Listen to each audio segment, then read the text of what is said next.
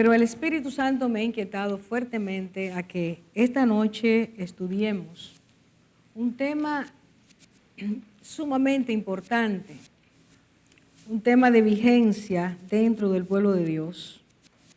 Y debemos hacerlo sin demora, debemos entender la importancia de esto, a fin de que el Señor, a partir de esta noche, haga en nosotros como pueblo de Dios las operaciones profundas, necesarias, que necesitamos.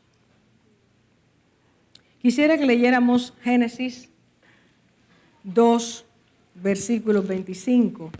Y estaban ambos desnudos, Adán y su mujer, y no se avergonzaban. Y vamos a pasar al capítulo 3, versículo 7. Entonces fueron abiertos los ojos de ambos, y conocieron que estaban desnudos. Entonces cosieron hojas de higuera y se hicieron delantales. Capítulo 3, versículo 21. Y Jehová Dios hizo al hombre y a su mujer túnicas de pieles y los vistió. Y ahora vamos a pasar a 1 Corintios 12, versículos 22 a 24. Antes bien, los miembros del cuerpo que parecen más débiles son los más necesarios, y a aquellos del cuerpo que nos parecen menos dignos, a estos vestimos más dignamente. Y los que en nosotros son menos decorosos, se tratan con más decoro. Porque lo que en nosotros son más decorosos no tienen necesidad, pero Dios ordenó el cuerpo, dando más abundante honor al que le faltaba. Vamos a orar.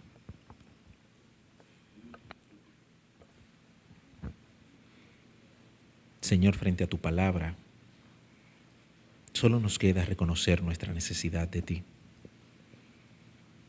Frente a tu palabra solo podemos mirarte y estar atentos a ti, como están atentas los ojos del siervo a la mano de su Señor. Así en esta hora reconocemos nuestra necesidad de que sea tu Espíritu el que abra nuestro entendimiento, de que sea tu Espíritu el que nos ilumine y nos dé la sabiduría necesaria, Señor, para recibir tu palabra, para entenderla, para amarla, para ponerla por obra. Señor, que tu palabra fluya, corra y sea prosperada en medio de tu pueblo. Que no haya oídos sordos, ni dureza de cerviz, ni corazón ingrato en medio nuestro, sino que con amor y gratitud recibamos tu palabra en el nombre de Jesús. Amén, Señor. Antes de ver estos pasajes, quiero hacer una primera declaración. A Dios sí le importa lo que vestimos y cómo vestimos. A Dios sí le importa lo que nosotros vestimos y cómo vestimos. Quiero que veamos algunos ejemplos. El primero es Génesis 3, 21. Y este lo leímos hace un rato. Y allí dice que Dios vistió a la primera pareja con vestiduras de piel, luego que ellos pecaron. Dios los vistió con vestiduras de piel después que ellos pecaron. Punto número 2. El día que Dios dio los mandamientos, ese mismo día, y quiero ahora que usted abra su Biblia, en Éxodo capítulo 20, después de Dios terminar de dar los mandamientos, entonces Él añadió estas instrucciones, mandatos, a su siervo Moisés para que éste a su vez transmitiera al pueblo esto que Él quería que el pueblo conociera y obedeciera.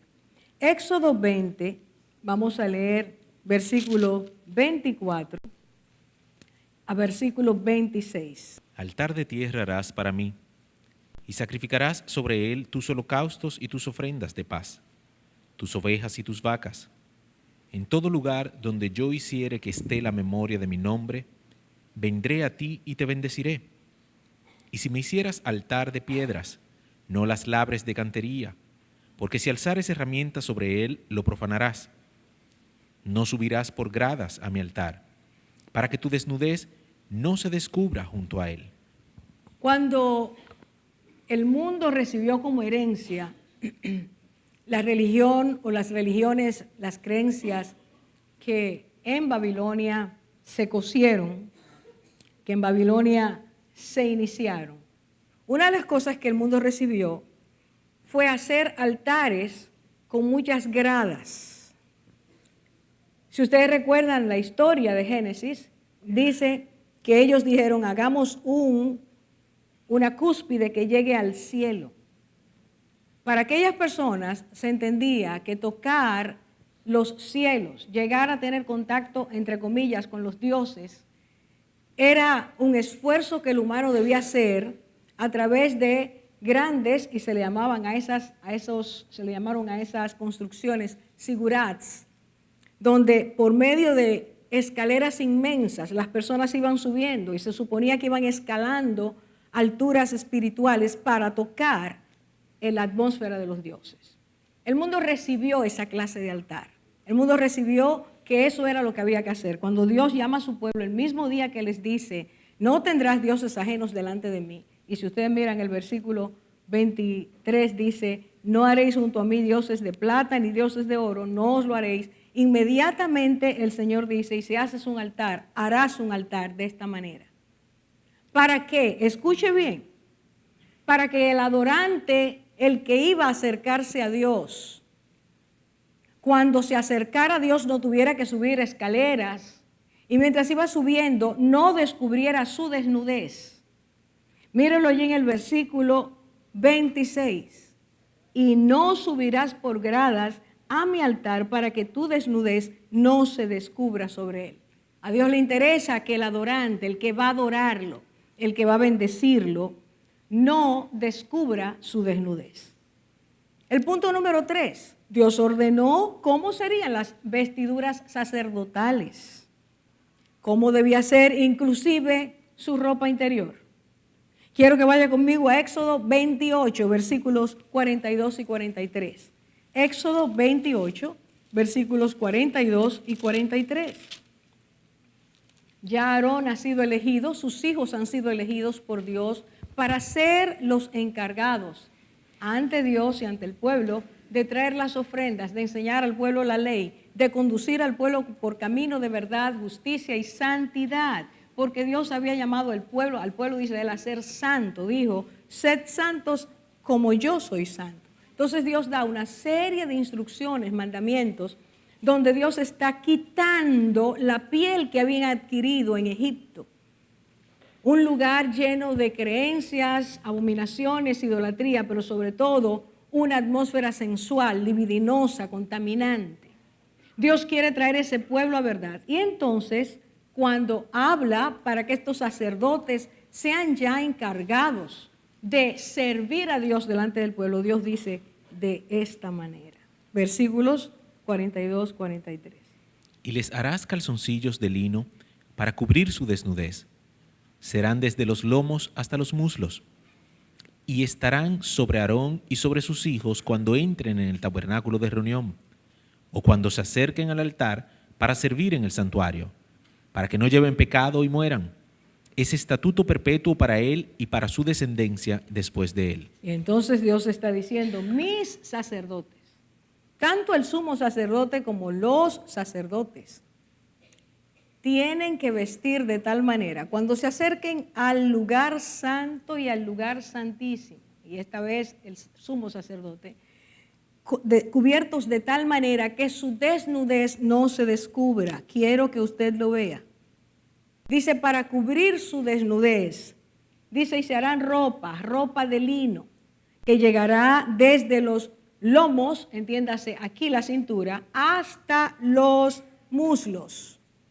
Así que Dios está diciendo, desde la cintura hasta los muslos, mis sacerdotes deben estar cubiertos para que cuando ellos entren a mí, cuando ellos vengan a ministrarme, ellos estén cubiertos y no incurran en culpa. No, nunca se vea su piel, nunca se vea parte de su cuerpo. Tercer ejemplo, cuarto ejemplo. A Dios le interesa que el hombre y la mujer vistan conforme a su género. Deuteronomio 22:5. Y entonces el Señor dice lo siguiente: el que es hombre, vístase como hombre; el que es mujer, vístase con ropa de mujer. Y como en ese tiempo que el Señor lo dice, todos los hombres y las mujeres vestían túnicas, entonces había algo que distinguía la túnica del hombre de la túnica de la mujer. ¿Me sigue? Hermanos, ¿están siguiendo? Sí. Cuando un hombre se vestía, debía vestirse como hombre. Y cuando la mujer se vestía, debía vestirse como mujer. Leamos el versículo, Deuteronomio 22:5. No vestirá la mujer traje de hombre, ni el hombre vestirá ropa de mujer, porque abominación es a Jehová tu Dios cualquiera que esto hace. ¿Sabía usted que es abominación a Dios vestirse el hombre como mujer y la mujer como hombre? Así que cuando la moda en el mundo moderno, años 60 y tantos, se inventó la palabra unisex, Dios estaba diciendo que eso es abominación a Él. ¿Está claro hasta ahí todo lo que estamos diciendo? Todo esto para introducir el tema, lo que Dios quiere que tratemos esta noche. Sí le importa cómo tú y yo vestimos, porque somos sus hijos, sus hijas, porque como pueblo santo debemos vestir de acuerdo a nuestro Rey, que es a quien tenemos que agradar. Es a Él a quien queremos agradar. Es a Él a quien debemos colocar nuestro esfuerzo en serle agradables en todo lo que hagamos, dice la Biblia, palabra o de hecho. Todo lo que hagamos debe ser para glorificar al Señor. Yo espero que hoy, después que terminemos este tema, bueno, vamos a dejar que el Espíritu Santo lo diga. Volvamos a la lectura inicial, Génesis 2:25, y preguntémonos, ¿qué dice Génesis? Para poder preguntar y refrescar a todos, ¿qué dice allí en el versículo 25, 2:25? Y estaban ambos desnudos, el hombre y la mujer, y no se avergonzaban. Estaban ambos desnudos y no se avergonzaban. ¿De quiénes está hablando? Está hablando de ese hombre y esa mujer a quienes Dios creó y colocó en el huerto. Cuando Dios los creó, por favor, los creó adultos. No fueron dos niños que Dios hizo. Dios hizo a un hombre y una mujer ya maduros. A ambos, tal y como Él los diseñó con su mano, dice la palabra una y otra vez que Dios los formó, sus manos formaron, sus manos tomaron arcilla y formaron al hombre y a la mujer. A ambos, tal y como los formó, cuando sopló sobre ellos vida y aquel barro se convierte en piel, tendones, huesos, etc., Él los deja tal y como Él los había hecho. ¿Cómo fueron colocados? Desnudos. ¿A qué momento se refiere cuando dice que estaban desnudos? Desde el momento en que Dios los hace hasta el momento en que ellos pecan. La Biblia no dice cuánto tiempo Adán y Eva estuvieron sin pecar, pero es evidente que durante ese tiempo ellos disfrutaron de todo lo que Dios les había dado en inocencia. ¿Qué sentimiento no existía en ellos? Vergüenza. Dice allí, vuelvo a leer, versículo 25, y estaban ambos desnudos, el hombre y la mujer, y no se avergonzaban. Está hablando de un estado de pureza. Y estado de pureza quiere decir no han pecado.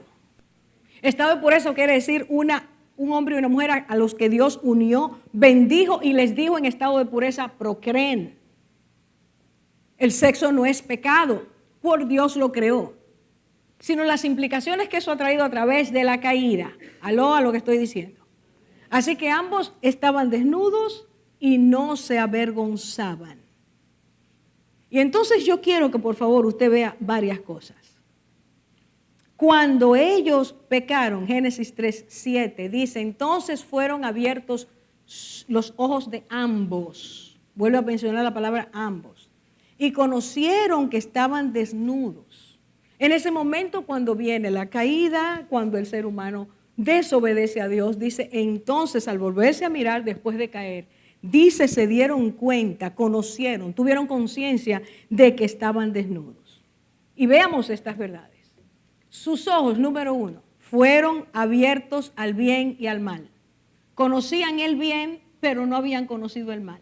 En ese momento sus ojos son abiertos al bien y al mal. En segundo lugar, en ese momento se vieron desnudos. Habían estado desnudos desde su creación hasta ese momento, pero en ese momento se vieron desnudos. Cuidado, escuchemos bien.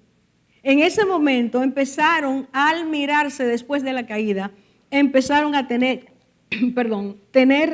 emociones no puras. Empezaron a tener sensaciones no puras. Hubo lujuria en sus ojos. Los cuerpos que antes habían sido vistos como gracia, favor, deleite, ahora empezaron a tener sensaciones que antes no habían tenido. Y esas sensaciones desagradables, inexplicables, los llevaron a ambos, concluyeron ambos en buscar una solución. La palabra de Dios dice allí mismo en el capítulo 3, versículo 7, y cosieron hojas de higuera y se hicieron delantales. Delantales. Cosieron hojas de higuera y ellos se pusieron delantales. Los que antes no tenían emociones, ni sensaciones, ni pensamientos extraños a una naturaleza inocente y no pecadora, a partir de la caída todo se convierte en un problema que no saben cómo resolver y creen que haciendo delantales con hojas iban a resolverlo. La palabra hebrea que se usa para delantal es la palabra hagorah. Y era una pieza que cubría, por favor, escuche bien, los lomos o sección media a partir de la cintura. Así que la parte superior de la cintura y la parte inferior de la cintura quedaba al descubierto. Hermanos, ¿me están siguiendo esta noche? Solo cubría una parte y como dice la palabra delantal, estaba delante. Síganme, por favor. Y ahora veamos algunas verdades de peso eterno a partir de aquí. Adán y Eva se supieron, tuvieron conciencia de desnudez y trataron de cubrir sus lomos. Y aunque se hicieron delantales, creyendo que esa era la solución, después que los tenían puestos, siguieron sintiéndose desnudos. ¿Por qué? Porque ahí en capítulo 3, cuando Dios los llama, Adán responde, te oí en el huerto y tuve miedo porque estaba, ¿qué? Y me escondí. Así que aunque tenía delantales, él seguía sintiéndose desnudo. En Génesis 3:11 nosotros vemos que Dios no negó que ellos estaban desnudos, sino que el Señor vinculó, escuche por favor queridos esta noche, el Señor vinculó su conciencia de desnudez a su desobediencia. ¿Me estás siguiendo ahora? ¿Quién te dijo que estabas desnudo? ¿Comiste del árbol del cual te dije que no comieras? Desobediencia, no hacer caso a Dios, hacer lo contrario a lo que Dios dijo, trae a consecuencia desnudez. Y Dios le dice, sí, estás desnudo. Ciertamente estás desnudo. Dios no le dijo, no, pero con ese delantalito que tú tienes está bien. Qué bien te queda, qué bien, qué ingeniosos, qué buena la naturaleza que yo he puesto en ustedes. El Señor le dijo, estás desnudo y comiste de aquello que yo te había dicho. Así que el Señor articula de esta manera, pecado, que es desobediencia, trae desnudez y esa desnudez trae vergüenza. La desnudez produce vergüenza. Repito de nuevo, la desnudez produce vergüenza. Si para Dios el delantal hubiera sido suficiente, Dios los deja así. Pero en 3:21 dice que Dios los vistió a ambos. Lo vistió, hizo vestiduras de piel, le puso una ropa. Y entonces la palabra que usa en hebreo vestidura no es la que oímos ahorita, sino que ahora es katonej, otra palabra.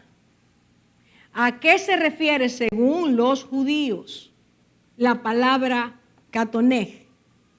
De hecho, el historiador judío Josefo explica lo que es esa vestidura.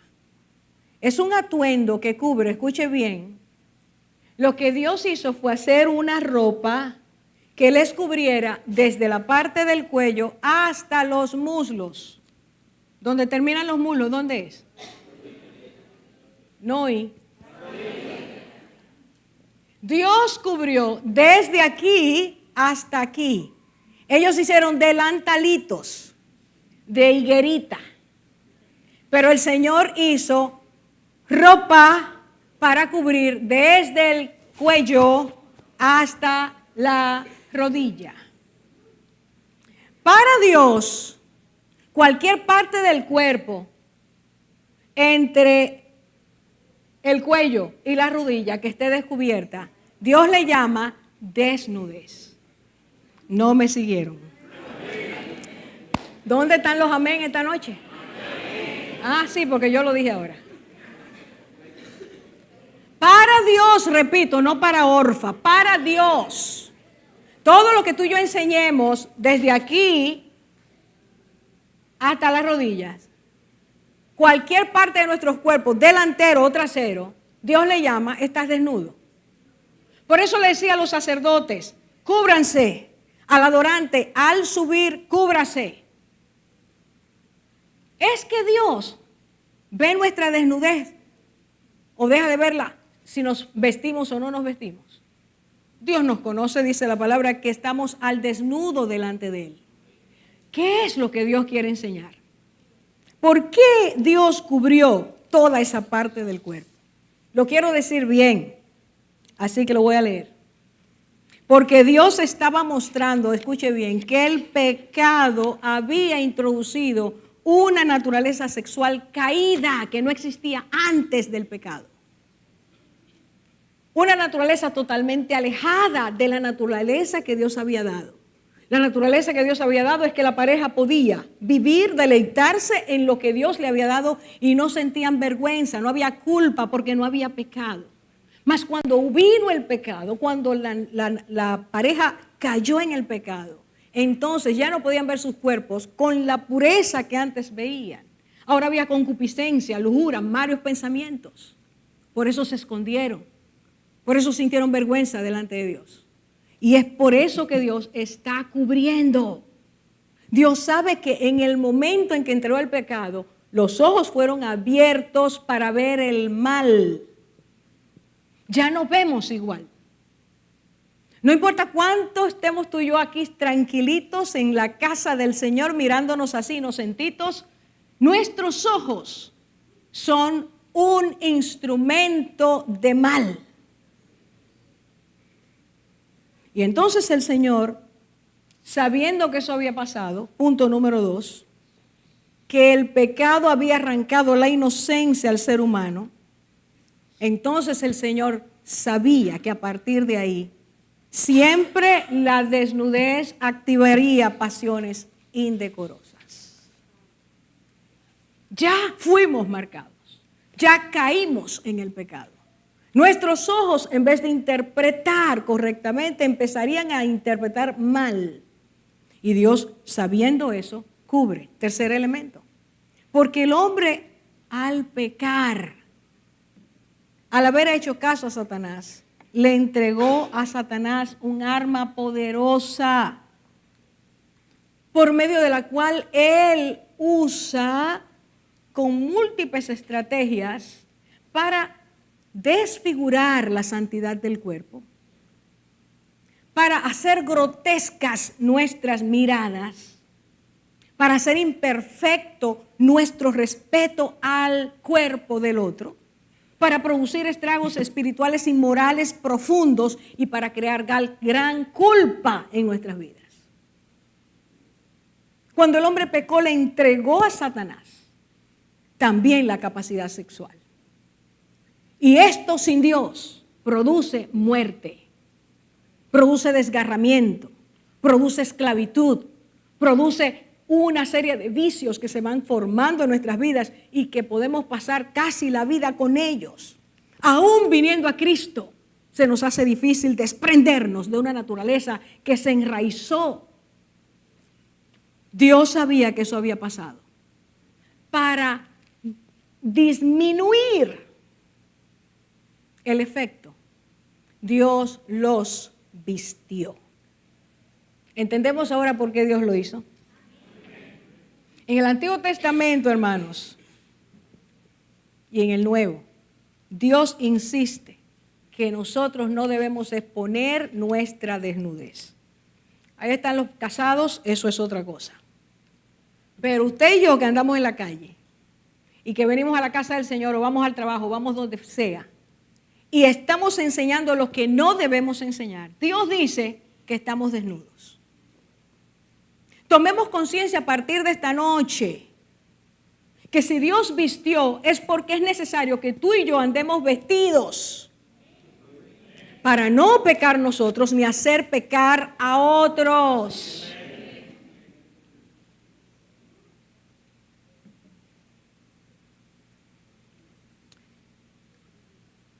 La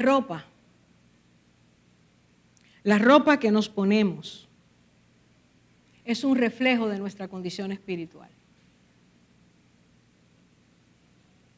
La ropa que usamos es reflejo de nuestra condición espiritual. Mientras más enseño, más estoy diciendo que estoy apegada. Lo voy a hacer en personal para que nadie se ofenda. Que estoy apegada a mi deseo de que mi cuerpo sea proyectado, visto. No quiero que mi cuerpo esté bajo tela que me cubra, sino que quiero destapar. Eso refleja mi condición espiritual. Y el Señor quiere que nosotros, como hijos de Dios, no seamos provocadores de pecado. O somos, como dice Pablo, más sabios que Dios. Si Él cubrió, es porque hay que cubrir. Pero si nosotros destapamos, es porque somos desobedientes. Los griegos fueron los que implantaron en el mundo la idea, y todavía está haciendo efecto hoy, de que el cuerpo es hermoso. Y es verdad porque lo hizo Dios. Pero Dios no lo hizo para que después del pecado el cuerpo sea exhibido. Perdimos ese derecho porque perdimos la inocencia. Pero los cuerpos de los griegos eran exhibidos. Se iba al gimnasio a eso, a desarrollar el cuerpo, ponerlo en forma y dejarlo ver. Por eso los gimnasios en Grecia eran lugares de perversión. Se hacían grandes competencias en el circo romano para que los gladiadores, dice la historia, que cuando las mujeres veían los gladiadores, eso encendía sus pasiones. Había alaridos. Y ellos nos regalaron, los griegos, el que nosotros en el occidente querramos enseñar un poco más de aquello que el Señor dice que es permitido. Yo quiero que ustedes vean esta historia. En Juan capítulo 21, dice la palabra, mire, los discípulos estuvieron con el Señor viviendo 3 años y meses. Y el Señor dice la Biblia que cuando Él los llamó, dice, para que estén conmigo, para instruirlos, formarlos, apoderarlos, para que ellos llevaran la palabra, para que ellos enseñaran lo que era el reino. Cristo muere, Cristo resucita, y varias semanas después están los apóstoles, casi todos, faltaban varios, 2 o 3, 3 o 4, estaban pescando. Pedro había dicho, a pescar voy. Estoy en Juan 21. Y entonces dice que como él estaba pescando, él se quitó la ropa exterior. Y entonces dice la palabra que escuchan a alguien que desde la orilla les habla. Versículo 5. Y entonces cuando habla esa persona, le dice, ¿ustedes tienen algún pescado? Y ellos respondieron, no. Y el que está en la orilla les dice, echad la red al lado derecho de la barca y hallaréis pesca. Entonces ellos echaron la red como habían recibido la instrucción, dice, y no podían sacarla por la gran cantidad de peces. En ese momento, dice Juan, le dice a Pedro, es el Señor. Y oyendo pues Simón Pedro que era el Señor, se ciñó la ropa, porque se la había quitado para trabajar. 3 años juntos y él sabe que debe acercarse al Señor vestido. ¿Aló? La desnudez ha entrado a la iglesia. Déjenme decirle que en estos días, tengo ahí unas noticias grabadas, de pastores en Brasil y en Europa, que están diciendo que el nudismo es algo bíblico. Y en la palabra de Dios, eso se llama, como debemos catalogar, se llama apostasía. Cuando el creyente pierde su fe, cuando el creyente se va de lo que dice la palabra, está apostatando su fe, está negando, y cuando digo su fe no es si tú eres evangélico, eres católico, no, estoy hablando de la fe en Cristo, de la enseñanza de Cristo, de cómo esa enseñanza debe ser tomada completa, asimilada por nosotros, obedecida, porque es la única forma en que esa palabra puede transformarnos. Dios nos está diciendo que estamos viviendo en un tiempo peligroso y entró la desnudez a la iglesia. En 1 Timoteo 2, versículos 9 y 10, se habla a la mujer cristiana y se le pide que vista decorosamente. Para que no haya problemas hoy en interpretar qué quiere decir decorosamente, voy a dar los 4 significados, 4 palabras que se usan, para que entendamos qué significa. Y eso no quiere decir que los hombres no visten indecorosamente, para nada. Si el Señor mandó a los sacerdotes a que se vistieran bien es por algo. Pero se nos dice a las mujeres, especialmente unas instrucciones. Porque las mujeres podemos usar nuestro cuerpo para hacer pecar a los cristianos y a los que no son cristianos. Que ninguna hembra me salga de aquí ahora. Y que cuando termine esta reunión, ningún esposo le diga a la esposa, ¿oíste lo que dijo Orfa? Yo que te vivo diciendo. No, la palabra de Dios es para todos. Porque ¿cuántos hombres no van a la playa a exhibir sus cuerpos? Unos trajes de baños ahí, que bueno. Esto es para todos. Ahora, fíjense bien lo que dice aquí, 1 Timoteo 2, 9 y 10. Asimismo, que las mujeres se atavíen de ropa decorosa, con pudor y modestia, no con peinado ostentoso, ni oro, ni perlas, ni vestidos costosos, sino con buenas obras, como corresponde a mujeres que profesan piedad. Bien. Y si dice cualquiera, ¿y por qué no sigue leyendo a los otros? Un día vamos a hablar de eso. Dice aquí, estamos hablando de ahora, cómo debe vestir la mujer. Oye bien, la mujer vista con ropa decorosa, con pudor, número 2, y con modestia, número 3.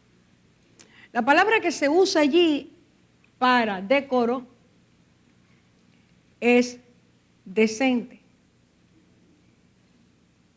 La mujer vista de manera decente. Decente. Así que se nos está diciendo, no vistan de manera indecente.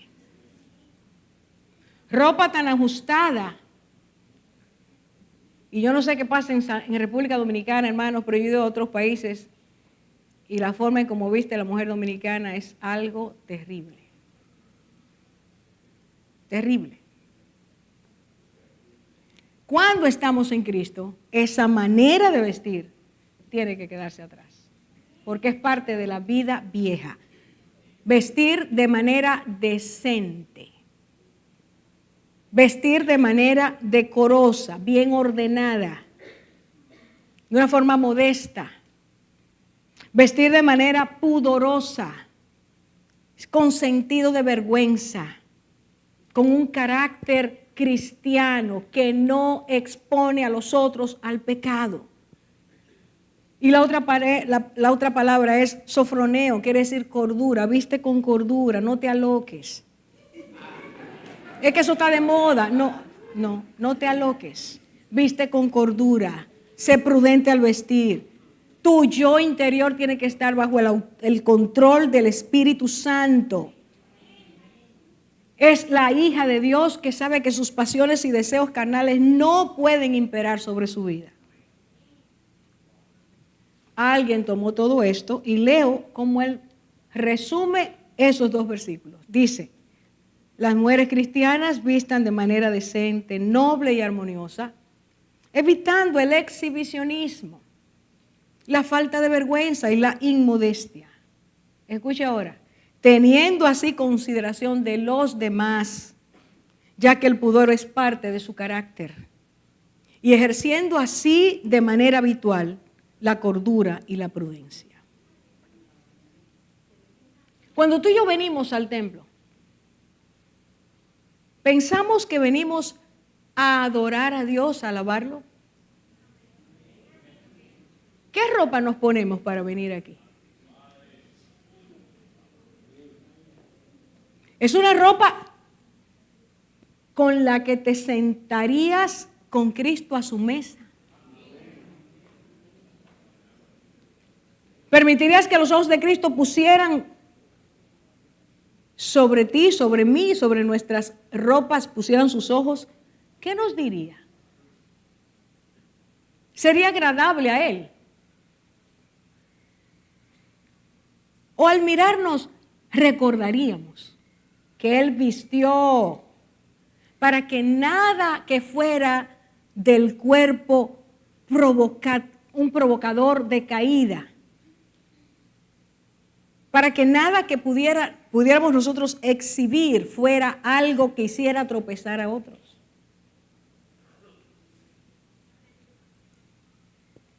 En la vida cristiana, ni los hombres ni las mujeres debemos entender que debemos tener un letrero delante diciendo qué bueno estoy, qué buena estoy. Eso es en el mundo.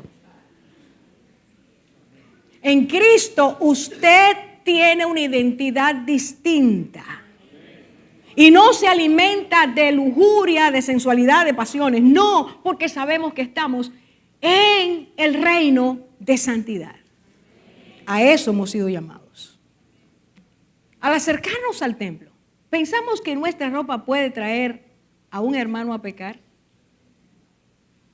Porque venimos a la casa de Dios a adorar, a alabar, bendecir, y es una expresión de nuestra vida diaria. No es que me voy a poner una ropa ahora que parezca muy santa. No, es que viva así.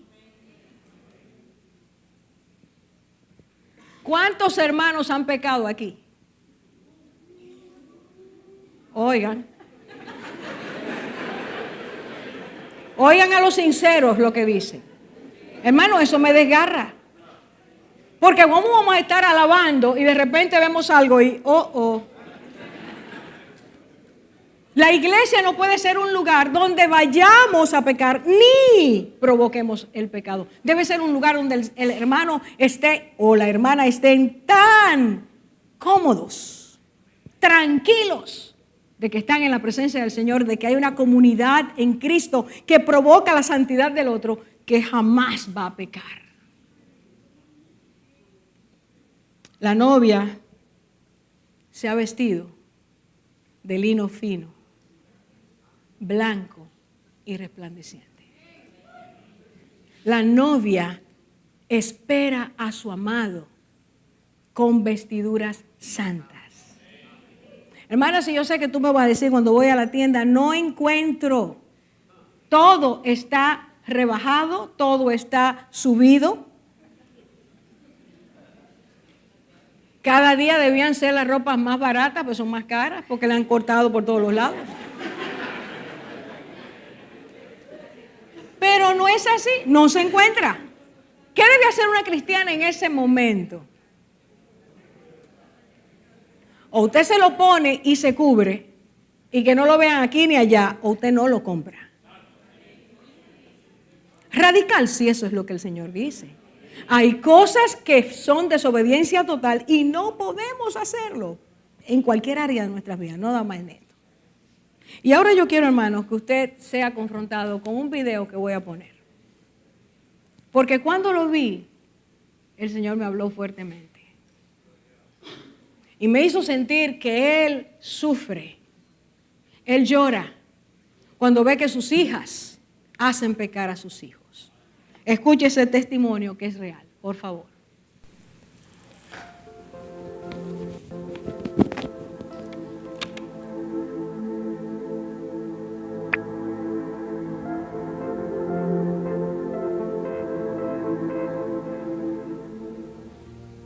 I wanted you not only to hear my heart and hear this exhortation, most importantly, hear from Holy Scripture. I wanted you to hear from some men in the church. Different guys were students. And so they would take a section to describe what it was like to be on campus every day prior to transitioning to what it was like to be in church. One writes, each and every day on campus is a battle. Listen carefully, ladies. This is not an aberration. This is not an unusual testimony. This is the norm. Each and every day on campus is a battle against my sin, a battle against temptation, a battle against my depraved mind. Every morning, I have to cry out for mercy, strength, and a renewed conviction to flee youthful lusts. The Spirit is faithful to bring me the renewal I need to prepare me to do war against my sin, yet the temptation still exists. I'm thankful God has created me to be attracted to women. However, campus is a loaded minefield. There are girls everywhere, and it's guaranteed that I will pass some attractive girls as I walk in between classes. I either have to be actively engaging my mind and my spirit to praying, quoting scripture, listening to worship music, or simply looking at the sidewalk to make it through unscathed. Many days it takes all four to be safe. The thing that women do not seem to fully grasp is that the temptation towards lust does not stop for us as men. It is continual. It is aggressive. It does all it can to lead men down to death. And they have a choice to help or deter its goal. Consider this message my appeal on behalf of the men for you to help us deter the goal of lust in our lives. Sometimes, when I see a girl provocatively dressed, I'll say to myself, she probably doesn't even know that 101 guys are going to devour her in their minds today. But then again, maybe she does. To be honest, I don't know the truth. The truth of why she chooses to dress the way she does, the way she chooses to walk, the way she chooses to act, I don't know, because I've never sat down with a girl and asked her why. All I need to know is that the way she presents herself to the world is bait for my sinful mind to latch onto. and I need to avoid it at all costs. He continues, for the most part, the church serves as a sanctuary from the continual barrage of temptation towards sin. However, the church's members are not free from sin yet, and there are girls both ignorant and knowledgeable of men's sinful tendencies. I must confess that even church can have several minds scattered about. And to the girls who are ignorant, please serve your brother and have your dad screen your wardrobe. Ask him how you can better choose holiness over worldliness. He's a guy, and he knows more than you do on the issue. And to the girls who don't follow the pattern of the world, thank you 1,000,000 times over. You are following Scripture's commands and helping your brothers in the process. Another gentleman writes, having said all that, if I could say anything to the women in the church, it would be this. First, there's not a man I know that doesn't struggle in some way with lust. If they had any idea what went through guys' minds, it would probably vastly change the way they dress. Secondly, and I think most importantly, God has created His church to be a resting place for Christians, to be a place where people encounter God without all the distractions. It is disappointing when I walk into the church or an event with the church and have to deal with the same temptations that I face in the world. But I rejoice whenever I see a girl or woman that is attempting to serve the Lord in guise by dressing modestly.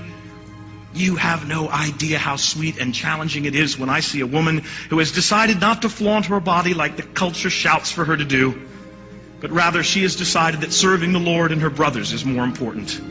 Glory to God for women like that.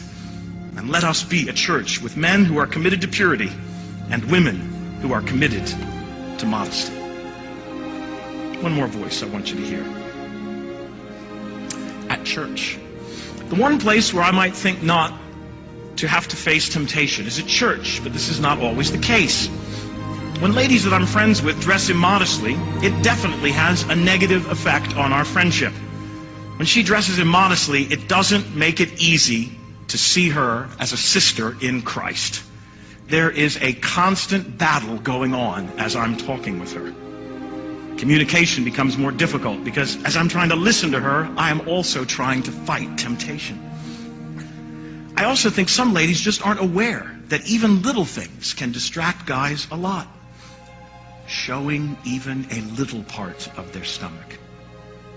I am so grateful, he writes, for the friendships that God has given me over the past 1.5 years and for the godly ladies in my care group. I am so appreciative of the sacrifice that these ladies make to glorify God and to serve and care for the guys. I heard a story of one of the ladies in our ministry who went shopping and really liked a shirt she was trying on, but then she thought, no, I can't do this to the guys. That was the first time I had ever heard of anything like that, and it made me so grateful. It is such a blessing to have friends who care for me enough to be selfless and sacrifice what might look attractive in order to help me and other guys with sexual lust.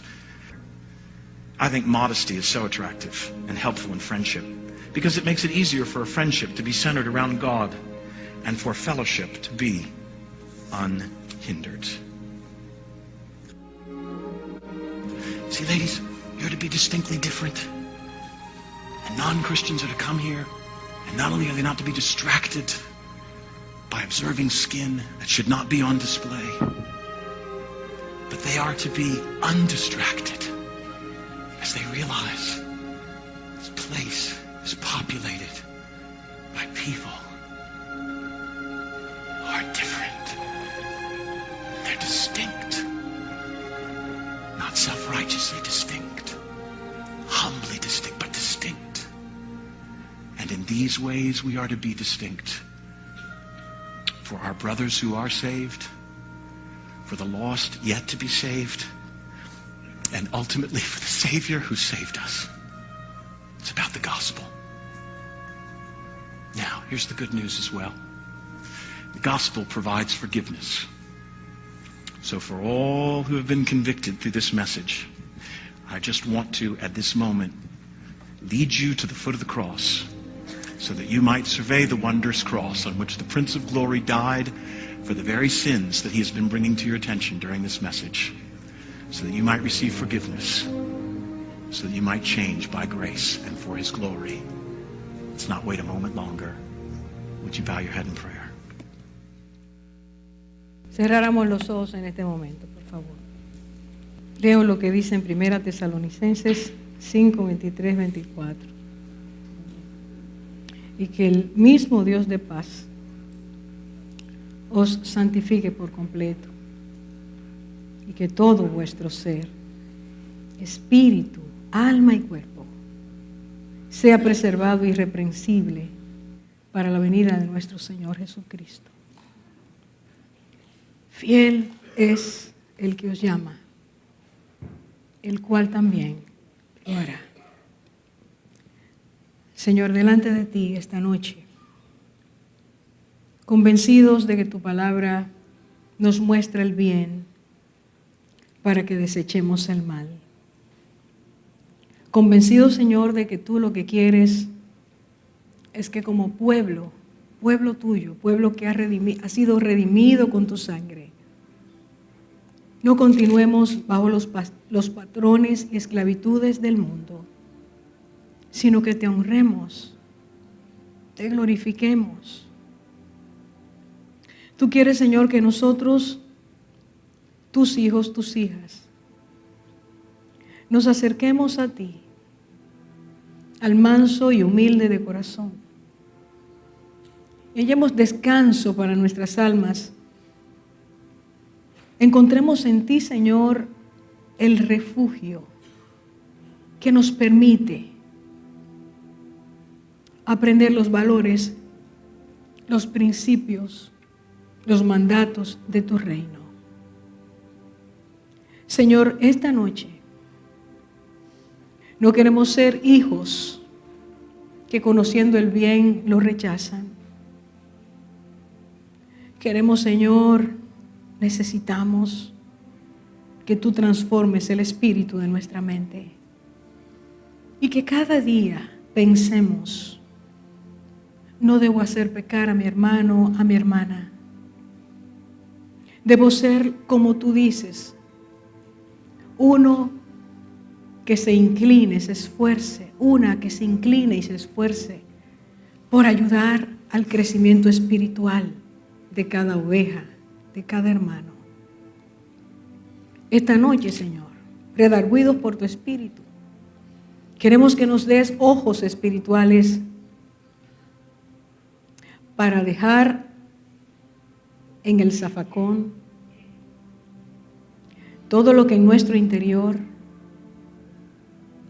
nos ha forzado a seguir nuestras pasiones, deseos, lujurias, concupiscencias, que aun siendo el pueblo tuyo, Señor, todavía estamos atados. Todavía, Señor, no tenemos claro que nuestra identidad está en ti y no necesitamos vender, exhibir, mostrar nada que tú has dicho que debe ser guardado. Perdónanos, Señor. Perdónanos porque todos hemos pecado. Porque si no lo hemos hecho, nos hemos deleitado con aquel que lo hace. Perdónanos, Señor, esta noche. Perdónanos. Limpia nuestros ojos. Señor, limpia nuestros ojos. Señor, limpia nuestros ojos. Padre Celestial, limpia nuestra mirada. Dios mío, ayúdanos a renunciar a todo aquello que una y otra vez en tu presencia, estando en tu presencia, nos ha hecho caer. Padre, en esta hora santifica todo nuestro ser, cuerpo, alma, espíritu. Señor, pasa con tu sangre por nuestras vidas. Por todos aquellos que estando esta noche aquí, te pedimos, purifícanos. Como David, Señor, como David clamo, ten piedad de mí, oh Dios. Ten piedad de mí, oh Señor. Ten misericordia conforme a tus grandes misericordias, favores. Lávanos y límpianos de toda maldad.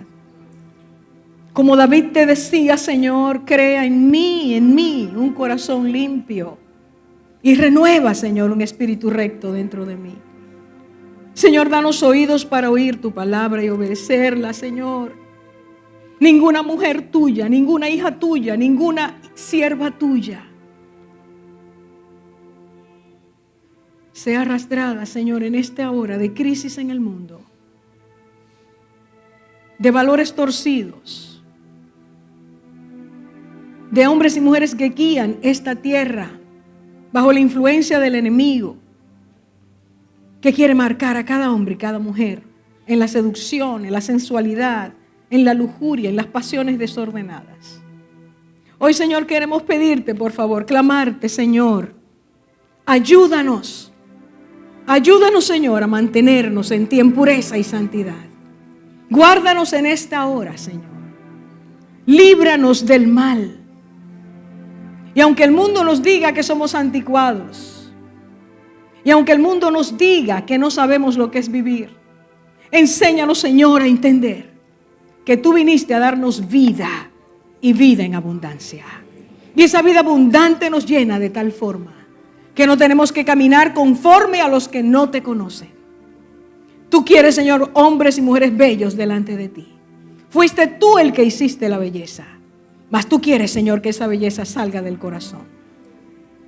Desata pureza, desata decoro, desata, Señor, la hermosura de tu espíritu en nuestras vidas.